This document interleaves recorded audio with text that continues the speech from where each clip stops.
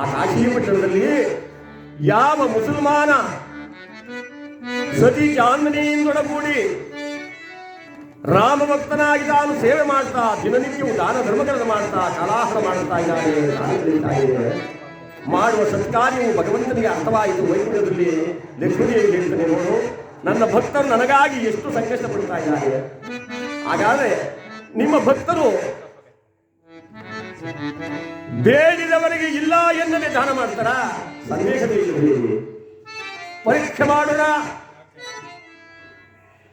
ಪರೀಕ್ಷೆ ಮಾಡೋಣ ಅಂತ ಹೇಳಿ ಯಾವ ಮಹಾನುಭಾವರಾಗ್ತಕ್ಕಂಥ ಶ್ರೀಮನ್ನಾರಾಯಣ ಲಕ್ಷ್ಮೀದೇವಿ ಈರೂ ಕೂಡ ಭೂಲೋಕರಿಗೆ ಬರುವುದಕ್ಕೆ ತಾವು ಸಿದ್ಧರಾಗ್ತಾ ಇದ್ದಾರೆ. ಇಂಥ ಕಡೆ ಆ ದಿವಸ ಮನೆಯನ್ನು ಚೆನ್ನಾಗಿ ಸಾರಿಸಿ ಈ ರಾಮನವಮಿ ಶ್ರೀರಾಮನವಮಿ ರಾಮ ಹುಟ್ಟಿದಂಥ ದಿವಸ, ಅವತ್ತಿನ ದಿವಸ ಆನಂದ ಸ್ವಾಮಿ ಆ ಭಗವಂತ ಈ ಧರೆಗೆ ಬಂದಂಥ ದಿವಸವಾದ್ದರಿಂದ ಈ ದಿವಸ ನಾವು ಯಥೇಚ್ಛವಾಗಿ ದಾನ ಧರ್ಮವನ್ನು ಮಾಡೋಣ. ಇನ್ನು ಹೆಚ್ಚು ಭಕ್ತರನ್ನು ಬರಮಾಡಿಕೊಳ್ಳೋಣ. ಇನ್ನು ಹೆಚ್ಚು ಭಕ್ತರಿಗೆ ದಾನ ಧರ್ಮ ಮಾಡೋಣ ಎಂಬುದಾಗಿ ಆಸೆ ಇಟ್ಟುಕೊಂಡು ಅವನ ಕೆಲಸವೇನಪ್ಪ ಅಂದ್ರೆ ಬಟ್ಟೆ ನೇಯುವುದು. ಇದನ್ನು ಕೊಟ್ಟಿದ್ರೆ ಚೆನ್ನಾಗಿತ್ತು. ಆ ಬಟ್ಟೆ ನೇಯುವ ಕಾಯಕವಾದ್ದರಿಂದ ಆ ಹೆಂಡತಿ ಹೇಳಿದಂತೆ, ದೇವಿ ನೀನು ಮನೆಯನ್ನು ಸಾರಿಸಿ ಚೊಕ್ಕಟ ಮಾಡಿ ರಂಗವಲ್ಲಿ ನೀಡು, ನಾನು ಬೇಗ ಬಟ್ಟೆಯನ್ನು ನೇಯ್ದು ತೆಗೆದುಕೊಂಡು ಹೋಗಿ ಸಂಧಿಯಲ್ಲಿ ಮಾರಾಟ ಮಾಡಿ ಆ ಬಂದ ಹಣದಿಂದ ಇವತ್ತು ಯಥೇಚ್ಛವಾಗಿ ರಾಮನವಮಿಯ ದಿವಸ ಭಕ್ತರಿಗೆ ನಾವು ದಾನ ಮಾಡೋಣ, ಧರ್ಮವನ್ನು ಮಾಡೋಣ ಎಂಬುದಾಗಿ ಆ ಕಾರ್ಯವನ್ನು ತಾವು ಶುರು ಮಾಡಿದ್ದಾರಂತೆ. ಸರನೆ ಬಟ್ಟೆ ನೇಯ್ತಾ ಇದ್ದಾನೆ ಕಬೀರ. ಇತ್ತ ಕಡೆ ಯಾವ ಮಹಾತಾಯಿ ಆ ನೆರಿಗೆ ಗುಡಿಸನ್ನ ಚೆನ್ನಾಗಿ ಸಾರಿಸಿ ರಂಗವಲ್ಲಿಯನ್ನಿಟ್ಟು ಘಮಘಮಿಸುವಂತೆ ಮಾಡಬೇಕು ಅಂತ ಹೇಳಿ ಆ ಮನೆಯನ್ನು ಚೊಕ್ಕಟಗೊಳಿಸ್ತಾ ಇದ್ದಾಳೆ. ಸಾವಿರಾರು ಜನಗಳಿಗೆ ಅನ್ನದಾನ ಬೆಳಗಾದ ಮೇಲೆ ನಿಶ್ಚಯ ಮಾಡಿದ್ದಾರೆ. ಒಪ್ಪತ್ತಿಗಾಗುವ ಉಪ್ಪಿಗೂ ಅವರ ಮನೆಯಲ್ಲಿ ಗತಿಯಿಲ್ಲ, ಕಿತ್ತು ತಿನ್ನುವ ಬಡತನ.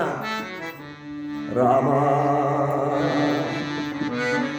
ಹೇ ರಘುಪತಿ ಪರಂಧಾಮ, ನಾವು ನಿನ್ನನ್ನೇ ನಂಬಿದ್ದೀವಪ್ಪ, ನಮ್ಮ ಮಾತು ಉಳಿಯುವಂತೆ ಮಾಡು, ನಮ್ಮ ಮಾತಿಗೆ ಚ್ಯುತಿಬಾರದಂತೆ ನಮ್ಮನ್ನು ಕಾಪಾಡು ಎಂಬುದಾಗಿ ಆ ಭಗವಂತನ ಸ್ಮರಣೆಯನ್ನು ಮಾಡಿಕೊಂಡು ರಾಮ ಪರಂಧಾಮ ದಶರಥ ಸುತ ರಾಮ ರಾಮ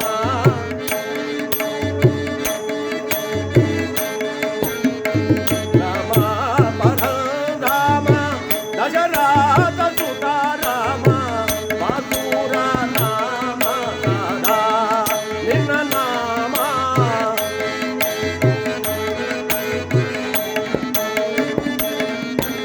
ಬಾಸುರ ನಾಮ ರಾಧಾ ನಿನ್ನ ನಾಮ ರಾಮ ಪರಮ ಪಾವನ ರಾಮ.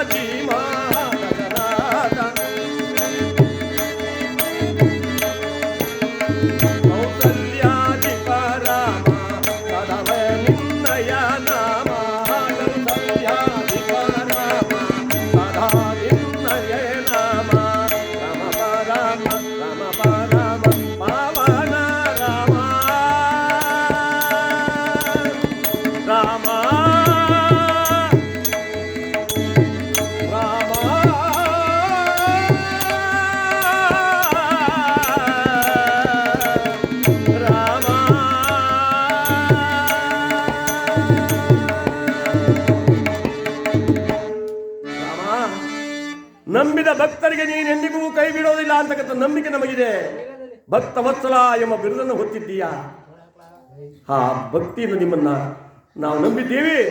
ಬೆಳಗಾದ ಮೇಲೆ ನಾವು ಮಾಡುವ ದಾಸೋಹಕ್ಕೆ, ನಾವು ಮಾಡುವ ಅನ್ನದಾನ ಕಾರ್ಯಕ್ರಮಕ್ಕೆ ಚ್ಯುತಿಬಾರದಂತೆ ಕಾಪಾಡುವ ಭಾರ ನಿನ್ನದೇ ಹೊರತು ನಮ್ಮದೇನಿಲ್ಲ. ಎಲ್ಲ ಮನೆ ಕೆಲಸವನ್ನ ಅವಸರದಿಂದ ಮಾಡ್ತಾ ಇದ್ದಾಳೆ ಆ ತಾಯಿ. ಇತ್ತ ಕಡೆ ಬರ ಬರ ಬರ ಬರನೆ ಮಕ್ಕದ ಮೇಲೆ ಕುಳಿತು ಈ ಕಬೀರ ಬಟ್ಟೆನ ನೇಯ್ತಾ ಇದ್ದಾನೆ. ಒಬ್ಬ ನೇಯುವ ಬಟ್ಟೆಯಿಂದ ಎಷ್ಟು ಜನಗಳಿಗೆ ಅನ್ನದಾನ ಮಾಡಬಹುದು? ರಾಮ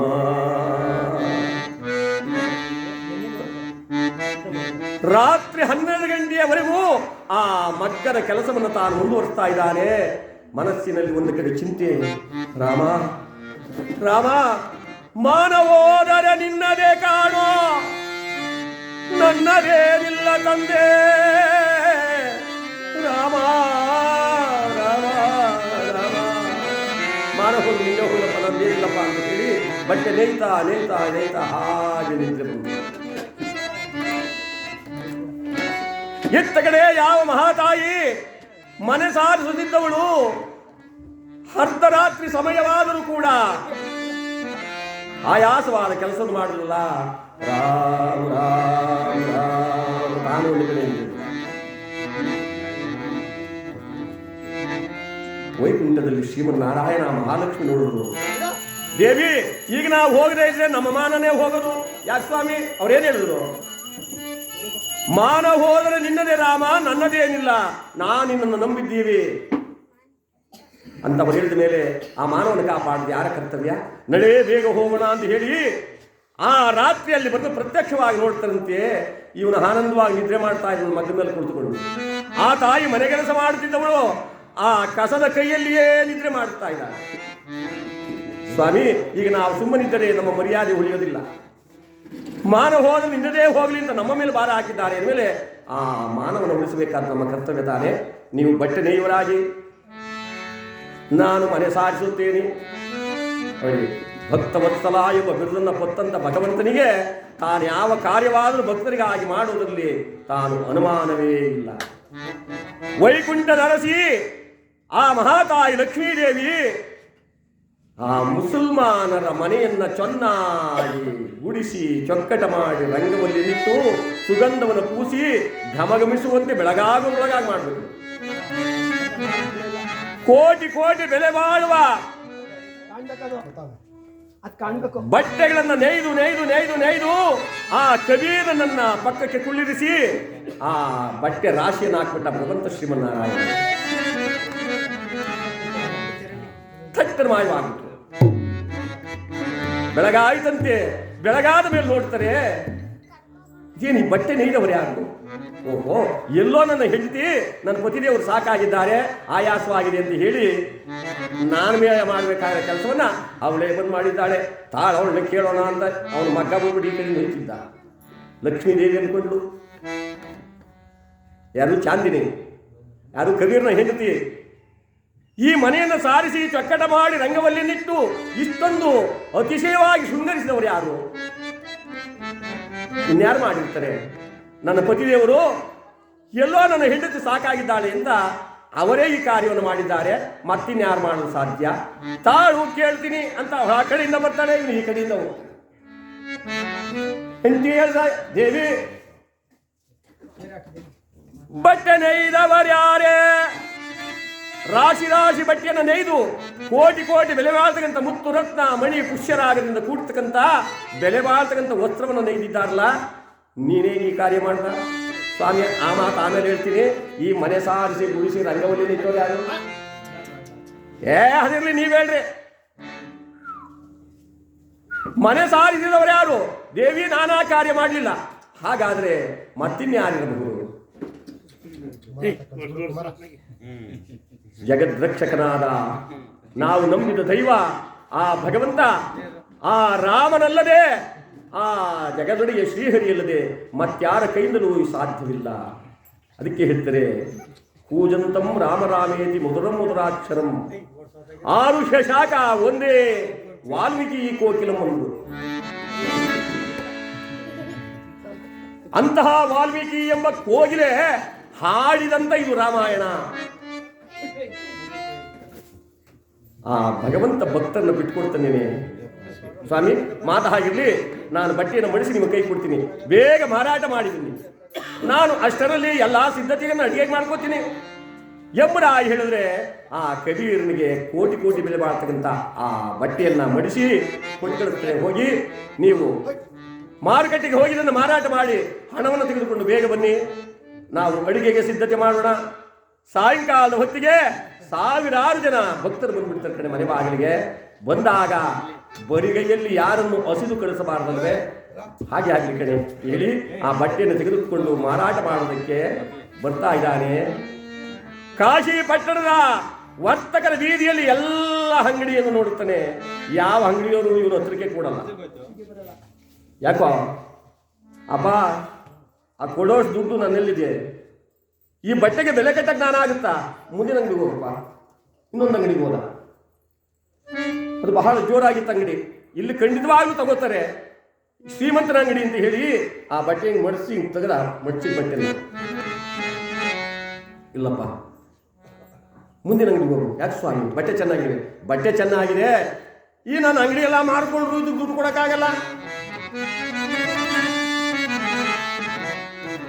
ಚಿನ್ನದ ದಾರದಿಂದ ಎಳೆದಿರ್ತಕ್ಕಂಥ ಬಟ್ಟೆ ಇದು, ಮುಂದೆ ಹೋಗಪ್ಪ. ಎಲ್ಲ ಅಂಗಡಿಯನ್ನು ಸುತ್ತಾಡ್ತಾ ಇದ್ದಾನೆ, ಯಾರು ಕೊಂಡುಕೊಳ್ಳಲಿಲ್ಲ, ಯಾರು ನನಗೆ ಬೇಕು ಅಂದಿಲ್ಲ. ರಾಮ, ಹೇ ಶ್ರೀಹರಿ ಲಕ್ಷ್ಮೀಪತಿ, ಯಾಕಪ್ಪ ಪರೀಕ್ಷೆ ಮಾಡ್ತಾ ಇದೀಯಾ? ನಾನು ಮಾಡುವ ಸತ್ಕಾರ್ಯಕ್ಕೆ ನೀನು ನನಗೆ ಸಹಾಯ ಮಾಡಬೇಕಂದ್ರೆ. ರಾಮ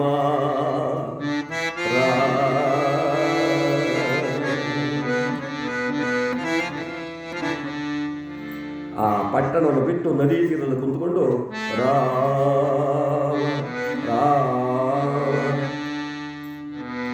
ಆ ಕಡೆಯಿಂದ ಒಬ್ಬ ಅಜ್ಜಜ್ಜು ಮುದುಕನ ವೇಷದಲ್ಲಿ ಪರಮಾತ್ಮ ಬಂದ.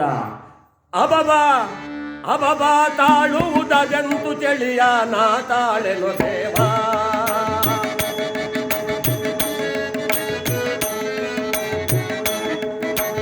ಅಬಬಾ ಅಬಬಾ ಅದಂತು ತಾಳು ಈ ಚಳಿಯನ್ನು ನಾ ತಾಳೆನು ದೇವಾ, ಸಹಿಸಲಾರೆ ಈ ಚಳಿಯನ್ನು ತಲಹೋಗಿ ಹರಿಯೇ, ಸಹಿಸಲಾರೆನು ಈ ಚಳಿಯನ್ನು ತಲಹೋಗಿ ಅಬಬಾ ಅಬಬಾ ಅಬಬಾ. ಎಂತಹ ಚಳಿ, ಮೈಯೆಲ್ಲ ನಡುಗ್ತಾ ಇದೆ, ಮೈ ಮೇಲೆ ಒಂದು ತುಂಡು ಬಟ್ಟೆ ಇಲ್ಲ. ಯಾರಾದ್ರೂ ಕಾಪಾಡಿಯಪ್ಪ, ಈ ಮುದುಕನನ್ನು ಉಳಿಸಿ. ಕಬೀರ ಕಣ್ಬಿಟ್ಟ. ಯಾರು ಕೊಂಡುಕೊಳ್ತಿರ್ತಕ್ಕಂಥ ಬಟ್ಟೆ, ಪಾಪ ಇವನಿಗೆ ನಾನು ಸಹಾಯ ಮಾಡಿದ್ರೆ ಆ ಪುಣ್ಯನಾದ್ರೂ ನನಗೆ ಬರುತ್ತೆ. ತಾತ ಈ ಬಟ್ಟೆನ ಒದಿಸ್ತಾ, ಏನೋ ಒದಿಸಿ ಪುಣ್ಯ ಕಟ್ಕೊಳಪ್ಪ. ಆ ಮಡಿಸಿದ ಬಟ್ಟೆಯನ್ನು ಒದರಿ ಮುದುಕನ ವೇಷತಕ್ಕಂಥ ಪರಮಾತ್ಮನಿಗೆ ಉಳಿಸಿದ್ರೆ ಆ ದೇವರು ನಿನಗೆ ಒಳ್ಳೆಯದು ಮಾಡ್ಕೊಂಡು ಹೋಗಪ್ಪ. ಹಟ್ಟನ ಮಾಯವಾದ.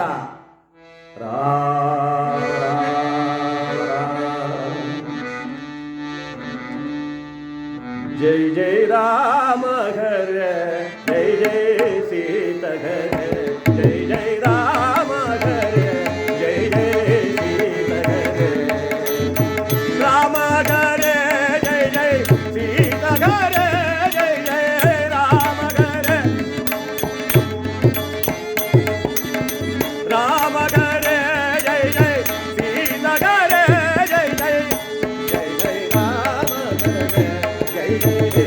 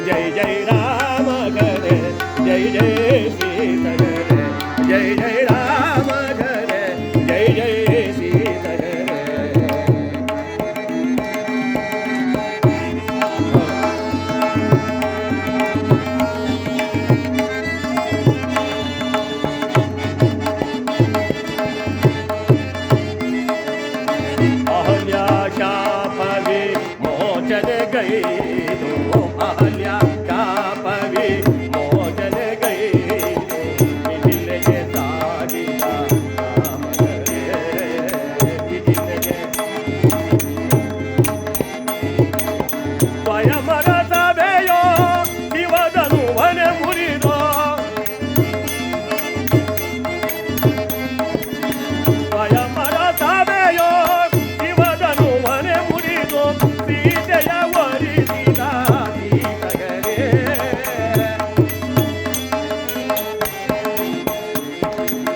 ಸೀತೆಯ ವರಿಸಿದ ಸೀತಗರೇ ಜೈ ಜೈ ರಾಮ ಗಣೆ ಜೈ ಜೈ ಸೀತಗರೇ ಜೈ ಜೈ ರಾಮ ಗಣೆ ಜೈ ಜೈ ಸೀತಗರೇ ಜೈ ಜೈ ರಾಮ ಗಣೆ ಜೈ ಜೈ ಸೀತಗರೇ ಜೈ ಜೈ ರಾಮ ಗಣೆ ಜೈ ಜೈ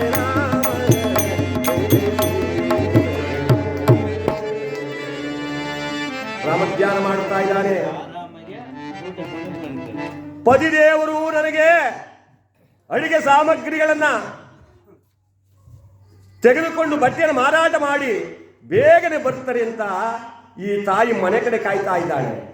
ಇವನು ರಾಮಧ್ಯಾನ ಮಾಡಿಕೊಂಡು ನದಿ ತೀರದಲ್ಲಿ ಜೈ ಜೈ ರಾಮ ಹರೇ ಜೈ ಜೈ ಶ್ರೀಹರೇ.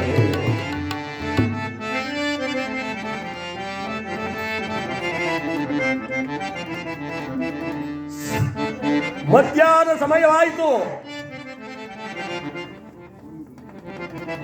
ದವಸ ಧಾನ್ಯ ಬರಲಿಲ್ಲ. ಭಕ್ತಾದಿಗಳು ಒಂದು ಮನೆ ಮುಂದೆ ನಿಂತಾಗ ಬರಿಗೈಯಲ್ಲಿ ಕಳಿಸಬೇಕಲ್ಲ ರಾಮ. ಶ್ರೀಹರಿ ಗೋವಿಂದ ರಘುಪತಿ ಹೋದವರು ಎತ್ತ ಹೋದರು ಏನಾದರೂ ಬರಲಿಲ್ಲವಲ್ಲ ಚಿಂತೆ ಮಾಡುತ್ತಾ ಇದ್ದಾಳೆ. ಭಗವಂತ ಶ್ರೀಹರಿ ಭಕ್ತ ವತ್ಸಲ ಎಂಬ ಬಿರುದನ್ನು ಪತ್ತವನು ಭಕ್ತರನ್ನ ತಾನೆಂದಿಗೂ ಬಿಟ್ಟುಕೊಡಲ್ಲ ಅನ್ನೋದಕ್ಕೆ ಹಲವಾರು ಕಥೆಗಳ ಸಾಕ್ಷಿ ಇದೆ. ಅಂದರೆ ಇದು ಒಂದು ಕಥೆ. ತದಕ್ಷಣದಲ್ಲಿಯೇ ವೈಕುಂಠದಿಂದ 4 ಬಂಡಿಗಳಲ್ಲಿ ಅಂಡೆಗಳು ತುಂಬಿರ್ತಕ್ಕಂಥ ರಸಭರಿತವಾಗ್ತಕ್ಕಂಥ ಆಹಾರವನ್ನು ಸಿದ್ಧ ಮಾಡಿ ಹಲವಾರು ವಿಧವಾದ ಭಕ್ಷ್ಯ ಭೋಜನಗಳನ್ನು ತುಂಬಿ ಆ ಬಂಡಿಗಳನ್ನು ನೇರಿ ಆ ಕಬೀರನ ಮನೆ ಮುಂದೆ ಕಳಿಸ್ತಾ ಇದ್ದಾನೆ. ಹೋಗಿ ಆ ಗಾಡಿಗಳು ಬಂದು ಮನೆ ಮುಂದೆ ನಿಂತು ಮನೆ ಮುಂದೆ ಬಂದು ನಿಂತಾಗ ತಾಯಿ ಕೇಳ್ತಾಳೆ, ಕಪ್ಪನೆಯ ದೇಹವುಳ್ಳವನು, ನೀಳವಾದ ಮೂಗುಳ್ಳವನು, ಕಮಲದಂತಹ ಮುಖವುಳ್ಳವನು ಆದಂತಹ ಆ ಕೂಲಿಯವನು ಕೈ ಮುಗಿದಂತೆ, ಅಮ್ಮ ನಿಮ್ಮ ಪತಿದೇವರು ಇದನ್ನೆಲ್ಲ ಕಳಿಸ್ಕೊಟ್ಟಿದ್ದಾರೆ ತಾಯಿ, ದಯಮಾಡಿ ಇದನ್ನ ಮನೆಗೆ ಇಸ್ಕೊಳ್ಳಿ, ಬಂದವರಿಗೆಲ್ಲ ಊಟಕ್ಕಿಡಿ. ಬಟ್ಟೆ ಮಾರಿದರೆ ಸ್ವಾಮಿ ಎಲ್ಲವೂ ಆಗಿದೆ ತಾಯಿ. ಅವರೆಲ್ಲಿ ಹಿಂದೆ ಬರ್ತಾ ಇದ್ದಾರೆ. ಜಗದ್ರಕ್ಷಕನಾದ ರಾಮದೇವನೇ ತಾನು ಕೂಡಿ ಆಳಿನಂತೆ ಬಂದು 4 ಬಂಡಿಯಲ್ಲಿದ್ದಂಥ ಎಲ್ಲ ಭಕ್ಷ್ಯ ಭೋಜನಗಳನ್ನ ಆ ಮನೆ ಒಳಗಡೆ ಇರಿಸಿ, ತಾಯಿ ಬಡಿಸೋದಕ್ಕೆ 4 ಜನ ಹೆಣ್ಣುಮಕ್ಳು ಬರ್ತಾರೆ, ನೀವು ಬಡಿಸ್ತಾ ಇರಿ, ನಿಮ್ಮ ಪತಿದೇವರು ನಾವು ಬರ್ತೀವಿ ಅಂತ ಹೇಳಿ ಸತ್ಯನ ಮಾಯವಾಗಿದ್ದಾನೆ. ಇಂತಹ ಪುಣ್ಯ ದಿವಸದಲ್ಲೂ ಎಲ್ಲರೂ ತಾವು ಬರ್ತಾ ಇದ್ದಾರೆ, ಊಟಕ್ಕಾಗಿ ಭೋಜನಕ್ಕಾಗಿ ಬಂದು ಸೇರ್ತಾ ಇದ್ದಾರೆ. ಎಲ್ಲರೂ ಸಾಲ ಆಗಿ ಹುಡುಕಿಕೊಟ್ಟುಕೊಂಡ್ರೆ ಏನೇನು ಅಡಿಗೆ, ಘಮಘಮಿಸುವಂತ ಅಡಿಗೆ, ವೈಕುಂಠದಿಂದ ಶ್ರೀಹರಿಯೇ ತಾನು ಕಳಿಸಿಕೊಂಡ ಅಡಿಗೆ ಅಂದ್ರೆ ಹಪ್ಪಳ ಸಂಡಿಗೆ ಉಪ್ಪಿನಕಾಯಿಗಳು, ತುಪ್ಪದಿ ಕಜ್ಜಿಕಾಯಿಗಳು, ಹಪ್ಪಳ ಸಂಡಿಗೆ ಉಪ್ಪಿನಕಾಯಿಗಳು, ತುಪ್ಪದಿ ಕಜ್ಜಿಗ, ಓಡಂಬಳ ಬಿಳಿಯಲ್ಲಿನ ಬಿಳಿಯೋಗ ತುಂಬಿದ ಸೂತನ ಕಡುಬು, ಬಗೆ ಬಗೆ ಬಗೆ ಬಗೆ ಭಕ್ತಗಳನ್ನೇ ತಿಂದು ಆಹಾರಗಳಂತೆ ಮರಮರದಲ್ಲೇ ತುಂಬಿಗರಂತೆ ಆಗಿರುವುದು ಆಗ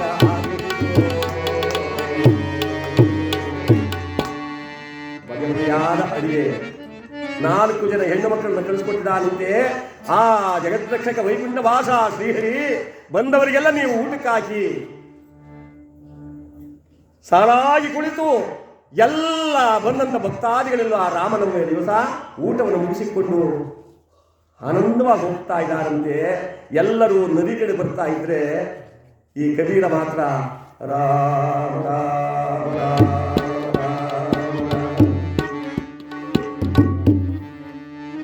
ಅಕಲ್ಯ ಉದ್ಧರಿಸಿ ತಾಟಕಿ ಸಂಹರಿಸಿ ಅಕಲ್ಯ ಉದ್ಧರಿಸಿ ತಾಟಕಿ ಸಂಹರಿಸಿ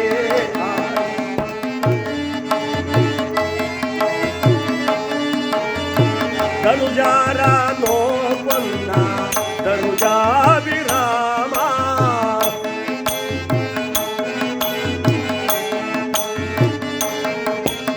ಧನುಜಾರ ನೋವನ್ನ ಧನುಜಾಭಿರಾಮ ರಾಮ ಪರಮ ರಾಮ ಪರಮ ರಾಮ ಪರಮ ಪಾವನ ರಾಮ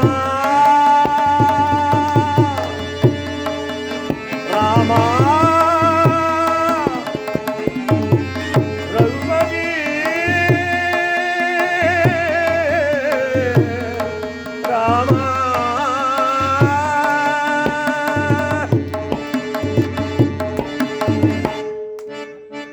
ಬಂದಂತ ಭಕ್ತಾದಿಗಳೆಲ್ಲ ಕಬೀರನ್ನು ನೋಡ್ತಾರೆ. ಸ್ವಾಮಿ ನೀವು ಇಲ್ಲೇ ಕೂತಿದ್ದೀರಲ್ಲ, ಹೊರಟು ನನ್ನೇ ನಾನು ಹುಡುಕ ಬಂದ್ಬಿಟ್ರೆ ನಾವು ಊಟಕ್ಕೆ ಹಾಕಲಿಲ್ಲ ಅಂತ. ಅಪ್ಪ ನನ್ನದೇನು ಅಪರಾಧವಾಯ್ತು? ಇಲ್ಲ ಸ್ವಾಮಿ, ಸಾನಂದವಾಗಿ ಭೋಜನವಾಯಿತು. ಯಾಕೆ ನಿಮ್ಮ ಮನೇಲಿ ಈಗ ತಾನೇ ಭೋಜನ ಮಾಡ್ಕೊ ಬಂದೋ, ಬನ್ನಿ. ನಂಬಕ್ಕಾಗಲ್ಲಪ್ಪ, ನಾನು ಬಟ್ಟೆಯನ್ನು ನೇಯ್ದ ಬಟ್ಟೆಯನ್ನು ಮಾರಲಿಲ್ಲ. ಓರ್ವ ಮುದುಕನಿಗೆ ಚಳಿ ಅಂತ ಬಂದ, ಅದನ್ನು ಒದಿಸ್ಬಿಟ್ಟೆ. ಇದನ್ನೆಲ್ಲ ಗೈದವರು ಯಾರು? ಓಡೋಡಿ ಬಂದು ಮನೆಯ ಕಡೆ ನೋಡಿದ್ರೆ ಮನೆಯಲ್ಲಿ ಆನಂದವಾಗಿದೆ, ಸಂತೋಷದಿಂದ ಭೋಜನ ಮಾಡ್ತಾ ಇದ್ದಾರೆ, ಹೋಗ್ತಾ ಇದ್ದಾರೆ, ಬರೋದು ಬರ್ತಾ ಇದ್ದಾರೆ. ಅಂದಮೇಲೆ ನಂಬಿದ ಭಕ್ತರನ್ನ ಭಗವಂತ ತಾನು ಎಂದಿಗೂ ಕೈ ಬಿಡಲಿಲ್ಲ. ಜಾತಿಯನ್ನು ನೋಡಲಿಲ್ಲ ಅವರು, ಯಾರು ಪರಂಧಾಮ. ಕುಲ ನೋಡಲಿಲ್ಲ, ಶ್ರೀಮಂತಿಕೆಯನ್ನು ನೋಡಲಿಲ್ಲ. ಭಕ್ತಿಯೋದೆ ಮುಕ್ತಿ ಸಾಧನ, ಭಕ್ತಿಯೋದೆ ಮುಕ್ತಿ ಸಾಧನ, ಭಕ್ತಿಯೋ ಮುಕ್ತಿ ಸಾಧನ.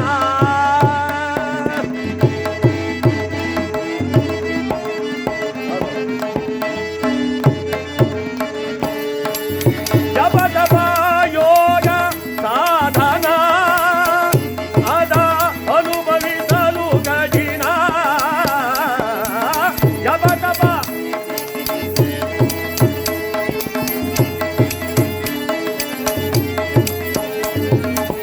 ಜಪ ಜಪ ಯೋಗ ಸಾಧನ, ಅದ ಅನುಭವಿಸಲು ಕಠಿಣ.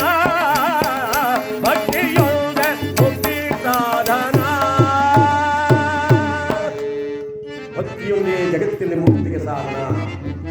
ಭಕ್ತಿ ಎಲ್ಲಿದೆಯೋ ಅಲ್ಲಿ ಭಗವಂತ ಇದ್ದಾನೆ ಎನ್ನುವುದರಲ್ಲಿ ಯಾವ ಸಂದೇಹವೇ ಇಲ್ಲ. ಅಂತಹ ಭಕ್ತಿಯಿಂದ ಈ ರಾಮನವಮಿಯ ದಿವಸ ಯಾವ ಕಬೀರನನ್ನು ಕಾಪಾಡಿದ ರೀತಿಯಲ್ಲಿ ನಂಬಿದ ಭಕ್ತರನ್ನ, ಯಾರವನನ್ನು ನಂಬ್ತಾರೋ, ನಂಬಿಕೆಯಿಂದ ಯಾರು ಆರಾಧನೆ ಮಾಡ್ತಾರೋ, ನಂಬಿಕೆಯಿಂದ ಅವರನ್ನು ಯಾರು ಪೂಜೆ ಮಾಡ್ತಾರೋ, ನಂಬಿಕೆಯಿಂದ ಅವರನ್ನ ಹಗಲಿರುಳು ಯಾರು ಜಪತಪ ಮಾಡಿ ನಂಬಿದ್ದಾರೋ ಆ ನಂಬಿದಂಥ ಸರ್ವ ಭಕ್ತರನ್ನ ಭಗವಂತ ಕಾಪಾಡಲಿ. ಈ ಮಾಕಳಿ ಗ್ರಾಮದಲ್ಲಿ ಸದ್ಭಕ್ತರನ್ನು ಕೂಡ ಆ ಭಗವಂತ ಧರ್ಮದ ದಾರಿಯನ್ನು ತೋರಲಿ ಎಂದು ಹೇಳ್ತಾ ಇನ್ನು ಕಥಾಭಾಗದಲ್ಲಿ ಬರೋಣ. ರಾಮಜನನ, ದಶರಥ ಕಲ್ಯಾಣ ಅಥವಾ ಶ್ರೀರಾಮಜನನ